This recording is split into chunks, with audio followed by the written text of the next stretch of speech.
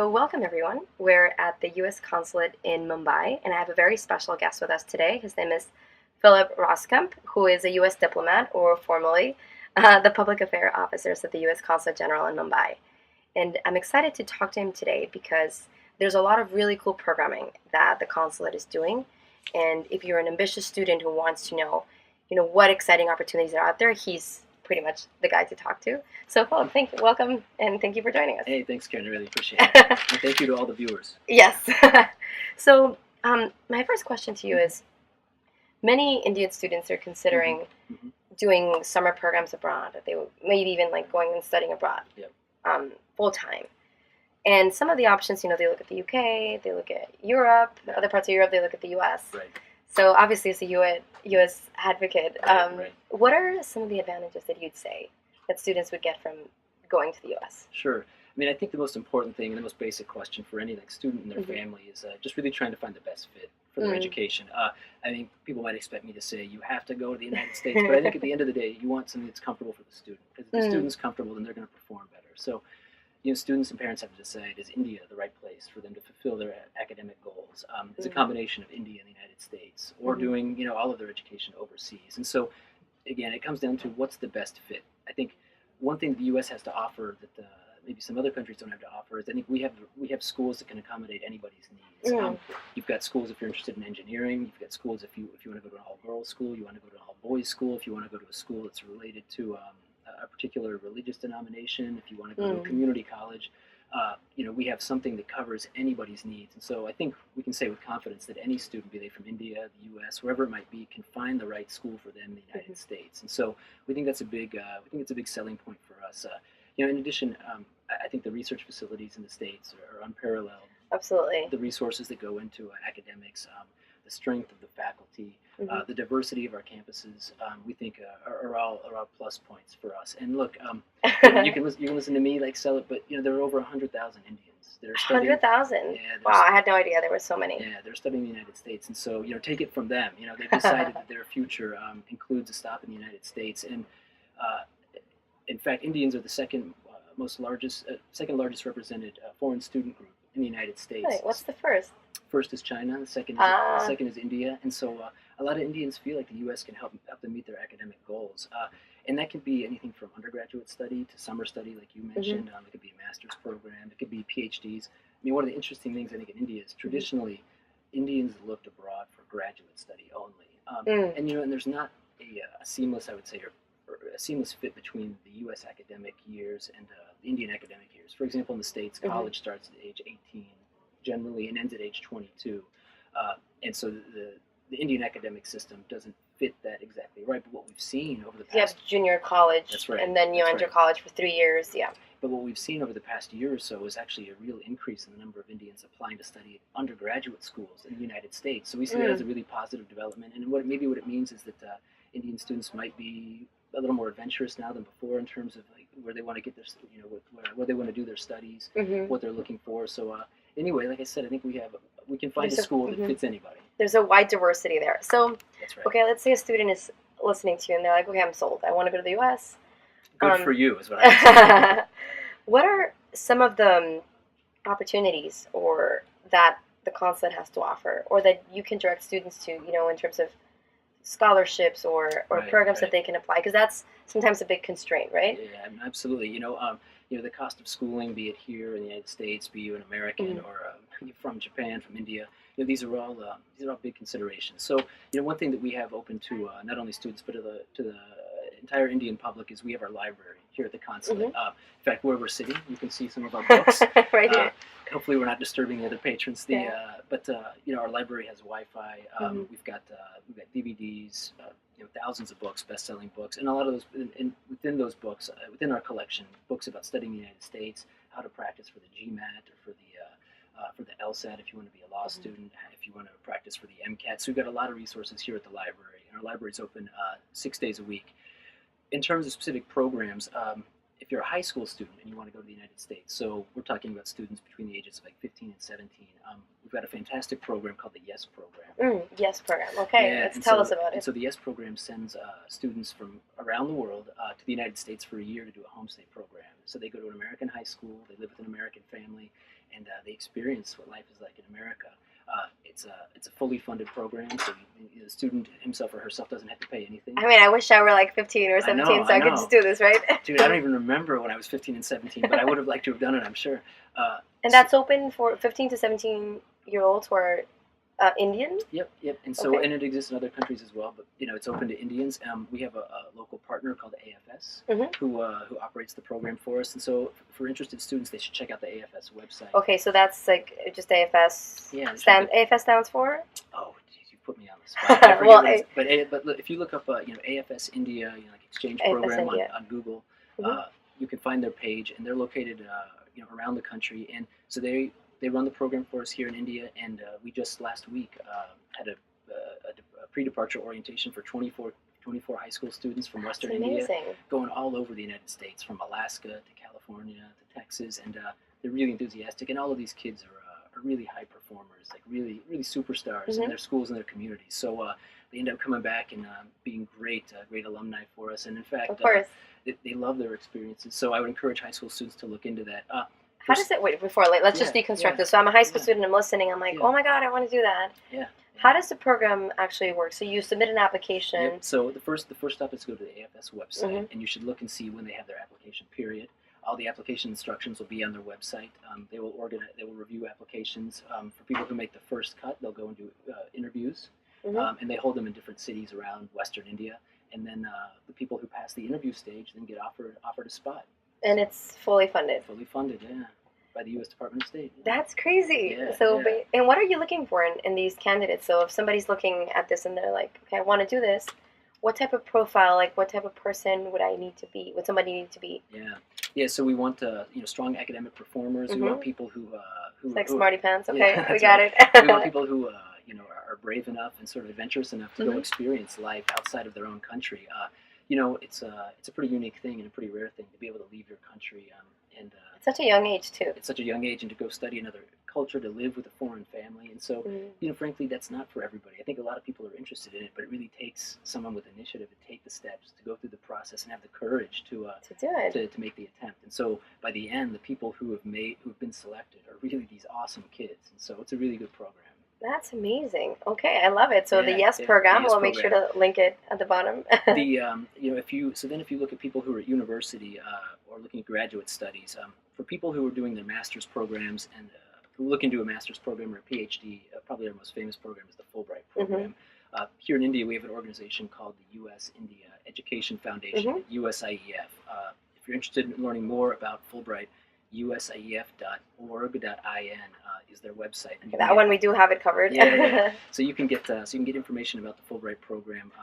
Some of you look across the world, it's really our strongest exchange program for graduate students, and you look country to country. Dozens of leaders, in countries across the world have participated in the Fulbright program, and so it really is the cream of the crop, a very nice and competitive program. There's a fly that wants to join the conversation here right now. Dude, he wants to go on the Fulbright program. Yeah, he wants to go. So for people who don't know, so basically it's a scholarship, right? If you want to pursue graduate studies. That's right. In the US. Right. And so it could be a master's program or a PhD program. It is our oldest exchange program with India, and if you go to the USIEF website to look up information on Fulbright, sometimes they target specific courses of study, areas of study. It might be science, it might be engineering. There are others, so you can get all the information there. But it's a fantastic program that pays for your studies while you're in the States. And, amazing. And those people who qualify for the Fulbright program are really, really high performers. And, they're just fantastic people who come back and they benefit their academic institutions or their communities. Some of the things that we do here at the Consulate to help students is we try and make the process of getting to the States as easy as possible. So, for example, for 2 years running, we've had something called Student Visa Day, where we reserve one particular day where only students can come apply for their visa. And 2 years in a row, they've been fantastic days. We put up college pennants inside the consular interview area. We have representatives from USIEF come. We provide refreshments. And one of the most people get to meet one another. It's almost like a social event. And so one of the most amazing things is that people waiting to have their visa interviews will meet other Indian students who they didn't know before who are going to the same university. And it means that they get to make friends while they're waiting for their visa interview before they even get to campus. So we try and do as much as we can to facilitate the process. I think there are some myths out there that applying for a student visa is hard or you can't get one. You know, that's just not true. I think it's just like an urban myth or an urban I legend. think especially a student visa, that should be like, of all visas, probably like the easiest. I don't know if it's absolutely. You know, and so the the approval rate. For student visas is extremely high. So I would say if you're a student interested in studying overseas and you're thinking about the United States, you shouldn't be dissuaded by that process. Okay. We try and make it as easy as possible. One other thing that we do, particularly here in Mumbai, because we're mm-hmm. located in Mumbai, is we do a lot of programs with surrounding colleges. That might be programs with our Consul General talking about the U.S.-India relationship. I know you guys get invited to like all sorts of places. Like I go to events and like the U.S. Consulate is there. Like. Well, I think they invite us for our personality. But yes, we do a lot of programs at schools. mm-hmm. So that's just to say that, and we try and do that in Tier 2 cities as well. So, I would just say pay attention to your school bulletin boards. We mm-hmm. might be coming to visit a class on political science or a class on journalism. Okay, this is really interesting. So if you're listening and you're thinking, okay, I would like a U.S. expert to come to my class, or to come to my Model UN conference, or to come to this event, you can certainly reach out. You guys are open to that. Yeah, no, absolutely. So, if people have requests like that, we can suggest programs. We're more than willing to do that. We do a lot of outreach like that. I think what makes for some more effective programs is if the audience, if you, the viewer at home, wants to suggest something to us, we're always open to suggestions. Mm-hmm. And so you can get in touch with us via Twitter. We've got... okay. Yes, let's get into this. Like, if they want to know what's going on. Twitter, okay. So we've got an active Twitter presence. It's at US and Mumbai. US and Mumbai. And, okay, we'll make sure to link it. If you want to check us out on Facebook, it's facebook.com/mumbai.usconsulate. So active on Facebook, you can leave us a comment. If you want to look at our website, our website has information about upcoming programs and events, mumbai.usconsulate.gov. Mm-hmm. And I already mentioned it, but if you're a student really interested in information about studying in the U.S., the USIEF website, usief.org.in. And USIEF, they're present here in Mumbai. They've got education advisors in other parts of Western mm-hmm. India. At least here in Mumbai, you can come in without an appointment, and you can get information on U.S. schools. Oh, really? Yeah. And they and these are education advisors. They're not agents. The difference being, education advisor will provide you information about any school. They're very objective and even-handed. Mm-hmm. They're not paid to represent one school or another. And so, if you're interested in engineering, they'll tell mm-hmm. you. They'll try and what your options are. That's absolutely across the board. And that's fantastic. That's our. So there you go. If you want information, this USIE. Yeah. This is great. So I want to talk a little bit about a lot of our viewers. They do Model United Nations, so they're really ambitious students. They're high performers, and they're interested in international affairs. Yep. And I know that you guys also do a lot of work with Model UN. So you attend conferences, you go and speak at them. That's right.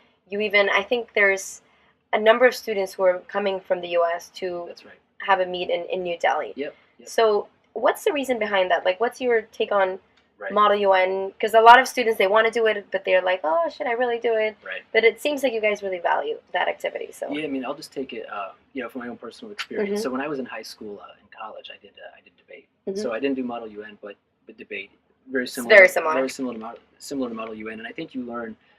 You benefit in two ways. You develop a skill set, and then you develop knowledge about particular issues. So when I talk about skill set, mm-hmm. Be it through Model UN or be it through debate or some other speech activity, you learn research skills. In mm-hmm. the Model UN context, you have to research a resolution.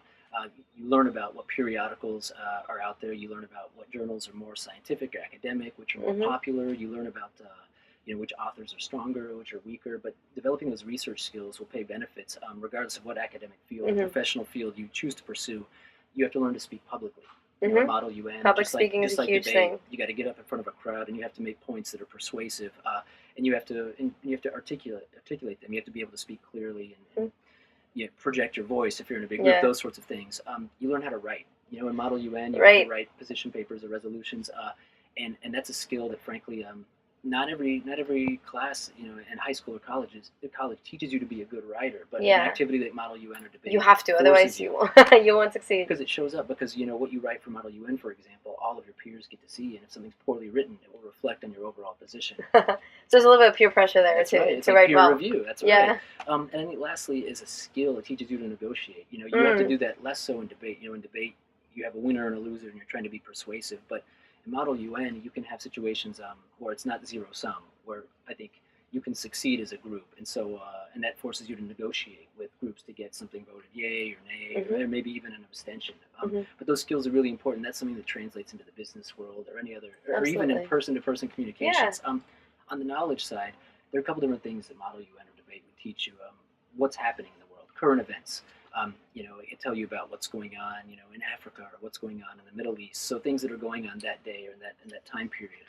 I think you also get the opportunity to really drill down into specific issue areas if you want. If you're debating about human trafficking, at a Model UN conference or a debate, you can really learn a lot about human trafficking. And frankly, people can really have develop an interest in a particular subject area. Maybe they want to get involved in NGO work in that area. So something that isn't necessarily event or current affairs driven, but a real issue area. Women's rights might be an issue, climate change.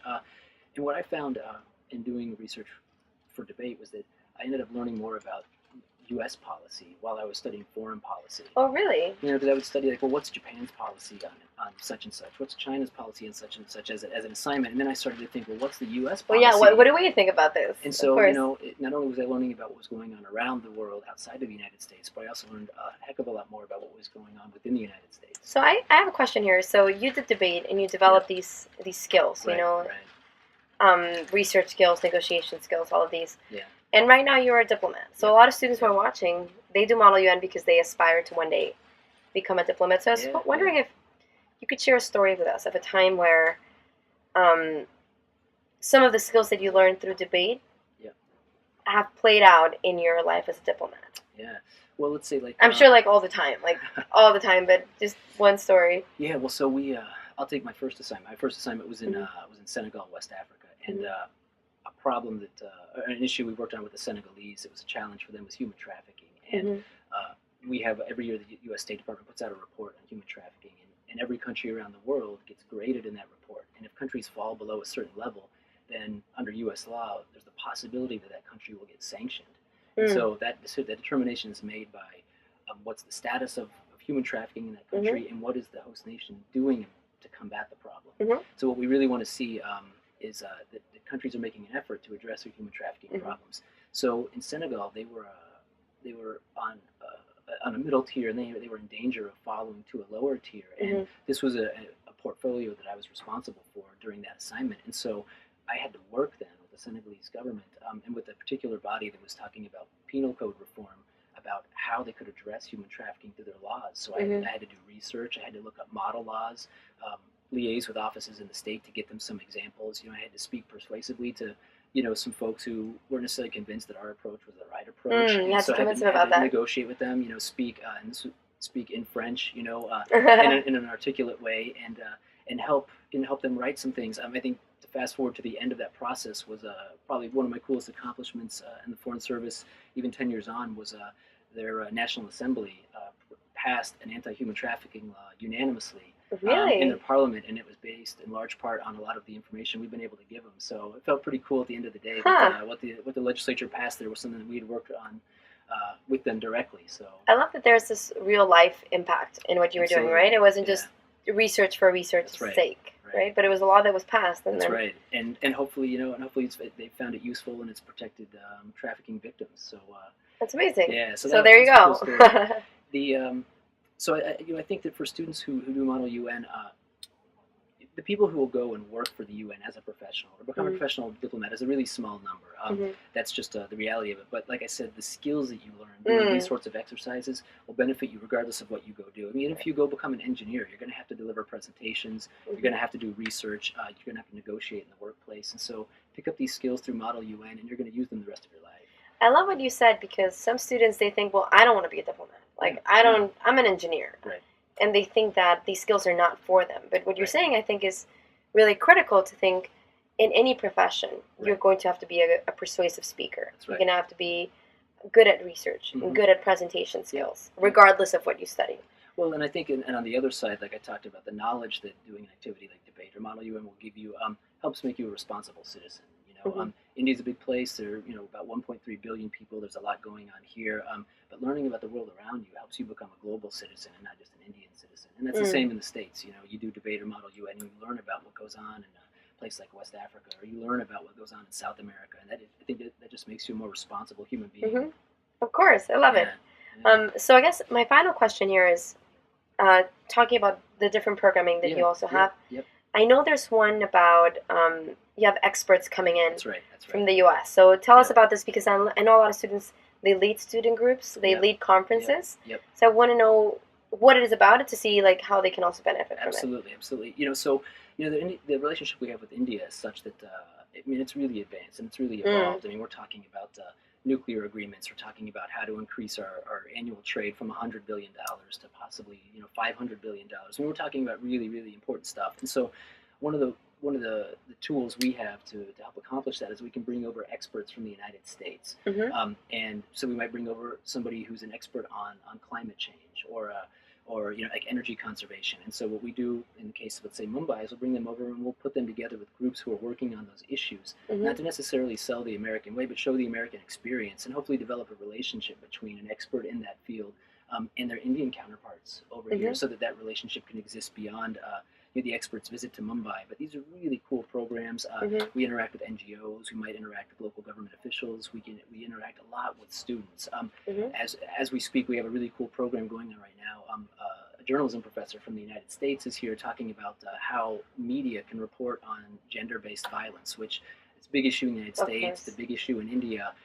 And so today, for example, she spent the morning talking to journalism students, people who will go on and be professional journalists, about how do you deal with the issue of a victim or a survivor. How do you protect privacy and protect dignity? How do you report on these really painful stories in the correct way? And so she's at a journalism school today. She's going to go to another school on Saturday. She's going to be meeting with NGOs.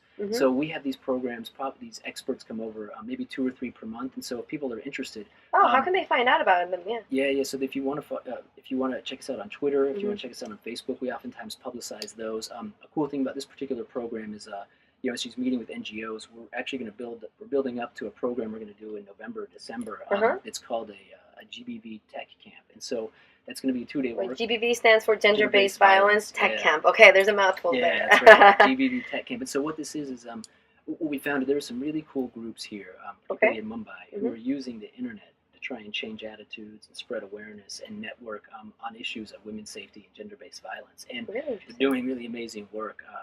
One website, Safe City, for example, they collect crowdsourced data to figure out, and they populate a map. So if somebody submits a report saying, for example, like something happened to me at this area, that populates the map, and that becomes information that people can use to maybe avoid an area or focus their efforts to improve a particular area. There are other groups that are fighting legal cases, and so we thought, wow, there are maybe 4, 5, 6 groups that are in this particular sphere of gender-based violence who are using the internet to do all this cool stuff. I think there are others out there who would be interested in this, and so we're going to do a 2-day workshop during a campaign later this year. It's in November, December, and it'll teach people how they can use online tools to make offline change. So is that open to the public? So we're going to have we're aiming to have about 50 participants, and we haven't figured out at this point how we're going to find those 50 participants. But stay tuned, follow us online, and if we open it up to the public, which I think we'll probably do. We'd be happy. We would love if people were interested in wanting to come. We'll make sure to publicize it because gender is a topic that is widely discussed in Model UN. Yeah. Right. So I think looking at the intersection of that and technology and how you can have an impact, I think is really interesting. Well, and the cool thing about online tools is that online messaging doesn't stop at a national border, right? So if people develop a competency in online tools. Be it really in any issue area. It could be gender, it could be climate, it could be on anti-corruption, human trafficking, whatever it is. Online tools allow them to connect with somebody across the border or across the world, and share their best practices, but also learn best practices. So, of course, I think the people around the world are demonstrating that with online tools, you can create profound change. And really excited with some of the groups here who are doing that in the gender field. That is amazing. So happening, it's a point in October, November? November, December. So, November, December. Okay, so we'll keep that posted. Yeah, one other program that I think is pretty cool is we're having an expert come out on citizen journalism. And so she's this woman is a professional journalist. She's coming to us from the U.S. She's had her work in the Chicago Tribune, the New York Times, Wall Street Journal. I mean, some of the best newspapers in the United States. And she's been doing citizen journalism training. So we're going to have her out for a couple days in August.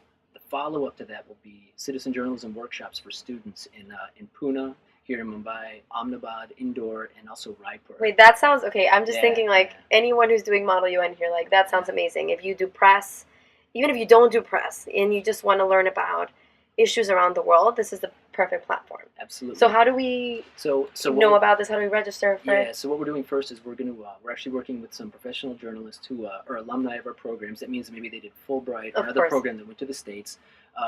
We've maintained a relationship with them.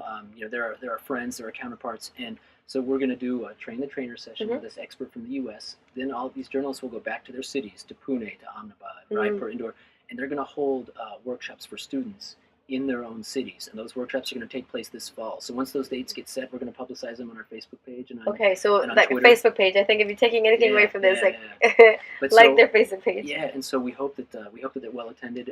It really is just another example that one good thing about online tools is that it gives the common person a voice. And with your cell phone, it doesn't even have to be a smartphone. It can even be a feature phone with a camera. You can tell a story about what's going on around you. And so the training won't be about you have to report in this area, you have to report in that area. It's really about how do you tell a story on whatever you want to tell a story about. So that is so cool. Yeah, so we hope it works well, and we hope that the the students get something from it. And really, it's just 10 years ago when I started as a diplomat, more than 10 years ago, these tools didn't exist. People, in many cases, didn't have a voice, but now in 2014 they do. And so through a workshop like this, it'll help people find a way to express their voices and share their voices. Absolutely, that is amazing. So with that, make sure that you like the Facebook page. I want to come to this workshop. It sounds really cool.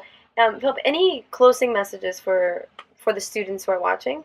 Yeah, I would say that, look, if you're thinking about, I think one message you can take away from this as you look towards your future, activities like Model UN or debate, if you have that at your campus, those are good activities because they help you develop a skill set regardless of what path you choose for your future. I'd also say, here we are in Mumbai, we're your neighbor in Western India, and so, if you have ideas for programs, you can send us a direct message on Facebook, you can reach us via Twitter, you can come here to the library if you're in Mumbai, and we cover 5 states, we cover Goa, Madhya Pradesh, Gujarat, Maharashtra, and Chhattisgarh. So maybe we'll see you in your town. There you go. Well, thank you so much, Philip. This was fantastic. Hey, appreciate it, Karen. Thank you. All right. Bye, guys. Bye.